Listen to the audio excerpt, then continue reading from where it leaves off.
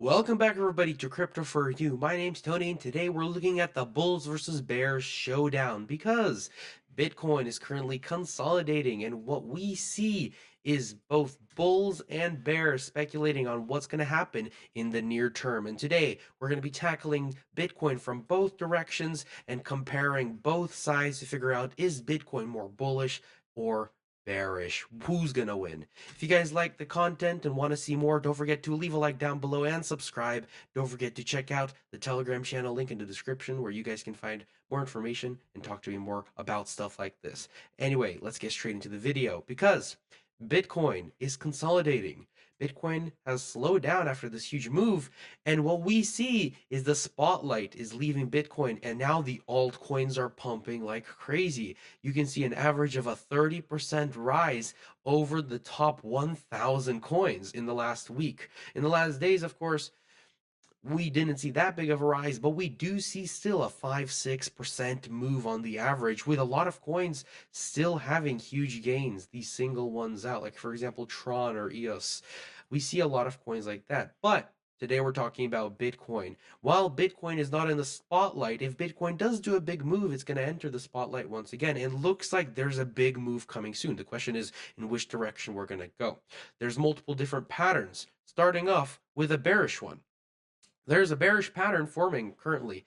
It's a little bit of an ugly one, but it's still there. And it's this potential head and shoulders pattern with a neckline right over here. This head and shoulders pattern has a good trend leading up to it. A bullish trend has a good head and two shoulders that are around the same size to each other. So it does seem like this could very well be a head and shoulders pattern that could take us down to where? Well, let's calculate this. If we break down below it right now, it could take us to $83,000. I've been talking about $83,000 in the past, and this just confirms a bearish thing about where Bitcoin could go. The only thing is, there's a condition for the head and shoulders pattern. It will only play out if we break the neckline. So as long as Bitcoin stays above this trend, which seems pretty bullish because we have confirmed support, bulls could still be in the lead. So for the bulls, what we need to do is stay above this trend line and make sure that the next couple days are bullish. We had a green doji candle, technically a hammer. This is pretty bullish for Bitcoin. And technically, if in the next couple days, or at least this day, we got 19 hours till this next daily candle closes, if this can be a green day, we could technically see this head and shoulders fail. But until then, this is a possible bearish target. Another bearish target is if we go on the CME futures chart, a chart that I haven't pulled out in a couple of years. And it shows Bitcoin from a different perspective entirely. And there's both bullish and bearish stuff over here, including this right over here. Despite Bitcoin, if we go back to the Bitcoin's chart, it made a rise and made an all-time high at 99,800 and then made a second high that wasn't as high. It was a lower high over here at 98,800 after we fell down. On the CME futures chart, what we can see is Bitcoin actually made a double top, both at $100,000, because the CME futures gap is people predicting where Bitcoin's going to go, and people put longs and shorts that Bitcoin's going to go to $100,000. So technically, there is a potential double top forming on the CME futures gap. This double top does have some bearish potential, and it is confirmed if we break this line right over here at 91,700. So only if we break 91,700 does this double top play out, and it takes Bitcoin down to $83,000 once again. So now we have two lines taking Bitcoin down to $83,000. Okay, what about bullish things? Not yet. We have one more bearish thing on the CME futures chart, and that's right over here, this gap. You know about gaps. Those who don't know about gaps, I'll quickly explain. Since we're on a CME futures gap, this chart opens and closes like stocks would. So there are opens and closes and times where people buy during the closed hours, which causes the open to open much higher than the closed did, causing these gap in prices. And these gaps are usually closed. Bitcoin tends to fall back down and close these gaps. If I just go back on the daily time frame, Bitcoin loves to close the gaps that it fills. But the only thing is, it doesn't have to close it instantly. If we go back into 2020, when Bitcoin was going up in the same exact verticality as it was doing right now, you can see there was a CME futures gap right over here at $23,000. And the interesting thing is that a lot of people over here when Bitcoin reached 40K and fell 30%, thought it was going to fall down to $23,000, but it didn't. Instead, we went up all the way to $65,000, fell to 28,000, and then went up to make a new all-time high, the previous all-time high at 69,000, and then 2 years later in 2022, we broke down below 23 and closed that gap. And of course, opened a bearish gap. Bearish gap got closed. Bullish gap created. Bullish gap got closed. And I couldn't find one single point in Bitcoin's history where we ever kept the gap open. For some reason, Bitcoin always goes back and closes the gaps. And the question becomes, is Bitcoin going to fall down and close this gap now? Or is it going to continue its bullish trajectory to the upside? Because eventually it will have to close this gap. And that means, will we potentially fall back down to 77,000 in a couple years?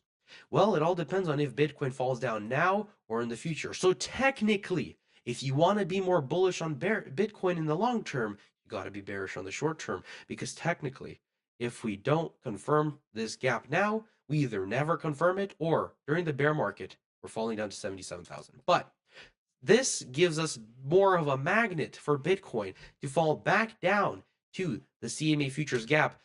And it causes there to be, of course, some sort of bearish sentiment down to this level. And of course, it's below the $83,000 level by a long shot. Technically, it's still possible. If we were to fall down to 83,000, that would be a 23% correction.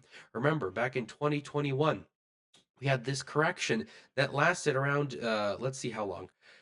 21 days, and it was a 30% correction, just that fast. 21 days, and within another week we recovered and continued our trajectory to the upside. Technically, how long has passed since our all-time high? And only 7 days. And of course, we only have fallen 8%. So the bearish uses this as an argument of, we went up a long time, we went up a really long, like we went up a lot in such a short time, we deserve a pullback. And pullback is at 83 and 77. That's what they say. But the only thing is, the bulls have their own stuff. If I go back onto the Bitcoin chart, while the bears have a head and shoulders, the bulls have an ascending channel, which of course may be neutral or bearish for some people. But in my opinion, these patterns, these channels and ascending broadening wedges are in fact bullish if we have enough bullish momentum. If we go back in time, for example, right over here, not that long ago, when back in September, when Bitcoin was rising up, it made a technically bearish channel. It was a rising channel, and we were bouncing around inside of it. Many people used this channel to show that Bitcoin was going to fall down back to $42,000. Technically, it could have, but there's only one way you can know which way a channel is going to go, and that's if we break out of it to the downside. So these channels technically cannot be predicted. They can only be watched and see as we confirm support on the bottom. We confirm support at the bottom, we tap the top, then we confirm support at the bottom, and eventually we either break it above or below. Now, it gets a little harder when we have a rising broadening wedge because this resistance line is actually getting farther and farther away, and they're getting wider, and now we have to get bigger falls and rises for Bitcoin to catch up to this resistance line. It starts to chase the top, and at some point it can't reach it anymore. And once it can't reach it anymore, that's when it breaks below this chart and falls down. So technically, this could be used as the bear's excuse of saying that's another reason we're going to fall down to around 86,000, because that's what's going to happen. That's a target if we break this trend line. Once again, we go on the if we break the trend line. If we're bullish enough, we won't break the trend line. And what happens after we confirm support? We go up to the resistance. And where's the resistance currently? Well, currently at this date, the resistance is at 109,000. If we, let's just say, go up verticality like this, it could take us a week, and by that point it could be at $114,000, $115,000. So if we confirm support for the bulls at this level, if we are bullish enough, we can easily see a rise up to 115,000, because that would disregard this head and shoulders, disregard the possibility of us breaking down below this level, disregard the $83,000 level, disregard the CME futures gap, disregard the double top pattern. It all hinges on Bitcoin needs to break this trend line. One more thing about the Bitcoin bulls, and they have the EMA ribbon, sorry, they have the moving average on their hand, under their, in the grasp of their palm. They have the 20-day moving average. That's where Bitcoin is currently confirming support by the looks of it on. And the 20-day moving average is a huge support for Bitcoin. When we confirm support on 20-day moving average, that's usually the start of the next big trend. The only thing is we have to actually confirm on the 20-day moving average. And for me, what Bitcoin has done in the last couple days is not a confirmation of the 20-day moving average. These two candles, while we did do a hammer top, hammer bottom, we technically have not had a bullish enough candle. And of course, we have 18 hours left. So today and tomorrow could be the significant factors showing where Bitcoin's going to go in the near future. And now comes the deciding factor. Who is currently winning? Who do I think is going to win out of this? Well, we have one more pattern to say before I say that. And that's that the bulls have a trend line, of course, on the CME futures gap. This is the CME futures for Bitcoin chart again. But because we have this double top technically that's bearish, it only works if we actually break this trend. And if we confirm support on the trend, it actually becomes a bullish tool for the bulls because the bulls can use it as an ascending triangle, which, if we break out of this ascending triangle, could take Bitcoin all the way up to $114,000, which is around the top of this ascending channel once again.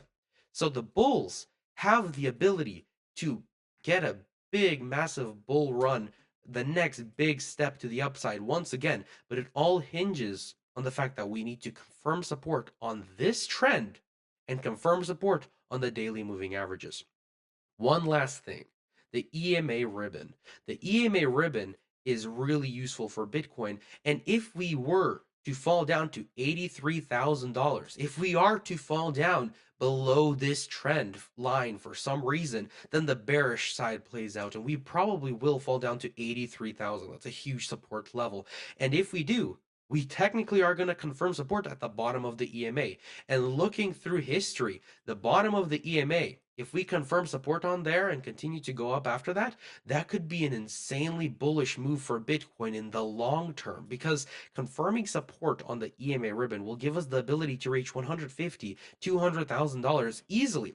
I think that if we go down bearish in the short term, it could potentially be more bullish in the long term because we get to consolidate for a longer period of time. But of course, I'm never against the possibility for Bitcoin to pump up to higher levels to 125,000 to 115, which is what looks like is going to happen if we just have a couple green candles in the next couple days. If we break 96,000, if we go to 97, if we break the previous high in the short term on the 1 hourly time frame, exactly that's what's going to happen. We break 98, we go to 100. We break 100, we're going to 115. That's how it is. Make a higher high, confirm support on the trend. That's exactly what's happening. And for you guys, if you don't agree with something, leave a comment down below. Let me know what you guys don't agree with. Let me know if you guys see something else on the Bitcoin chart. But this is the Bulls versus Bears showdown, and hope you guys like it. I'll see you guys in the next video.